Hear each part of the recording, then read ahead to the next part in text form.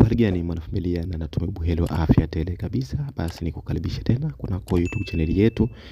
hasa katika zile tetesi za usajili au tetesi za sajili mbalimbali katika vilabu mbalimbali hapa Tanzania bara, katika channel hii mwaka 2026. Sasa ni kwamba katika sajili au katika zile kubwa ambazo tetesi zimesikika hasa katika dirisha dogo hili la usajili ni pamoja na mchezaji anayecheza kunako klabu ya Wekundu wa Msimbazi, na mzungumzia Dennis Prosper, ambaye mchezaji huyu amekuwa akihusishwa na kujiunga na klabu ya Al Hilal Tripoli, na ni kwamba inaaminika kwamba dili lake na Al Hilal Tripoli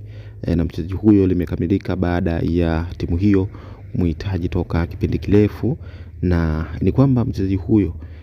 tayari ameshamalizana, kutoka vyanzo vya kuaminika ni kwamba ameshamalizana na uongozi wa klabu ya Wekundu wa Msimbazi, na kilichobakia ni kwamba kuna uwezekano au yamebaki mazungumzo ya mwisho kati ya uongozi pamoja na mchezaji na timu hiyo inayomhitaji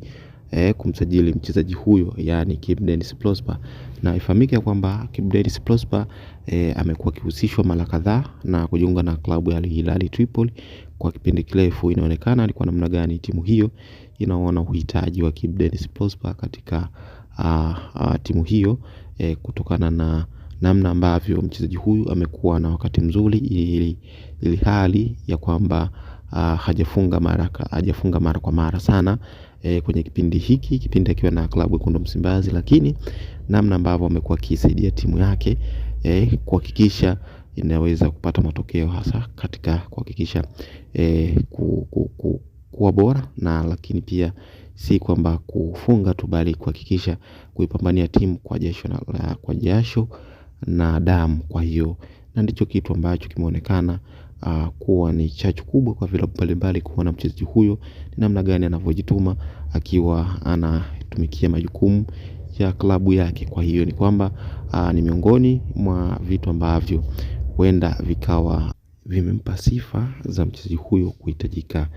kunako klabu ya Al Hilal Tripoli. Kwa hiyo ni kwamba mchezaji huyo kuanzia sasa ni kwamba kilichobakia ni kutolewa taarifa rasmi ya kwamba tayari ameshajiunga na Al Hilal Tripoli, na ni kwamba sasa klabu ya Wekundu wa Msimbazi na yeye tunaweza kusema kwamba imekuwa basi. Kwa hiyo kwamba huenda ikawa taarifa si nzuri kwa mashabiki wa klabu ya Wekundu wa Msimbazi. Kiangalia ni kwa namna gani walikuwa bado na matumaini na mchezaji huyo, hasa katika kuipambania kuhakikisha timu hiyo inasonga mbele katika kuhitaji kunyakua mataji kadha au mataji mbalimbali ambayo klabu hiyo inahitaji kunyakua, ambapo haijanyakua vikombe kwa miaka kadhaa hapa hivi karibuni. Kwa hiyo ni miongoni mwa wachezaji ambao walikuwa ni tegemeo kubwa kwenye klabu ya Wekundu wa Msimbazi. Kwa hiyo naweza kusema kwamba Kibu Denis huenda ukawa ndo msimu wake wa mwisho.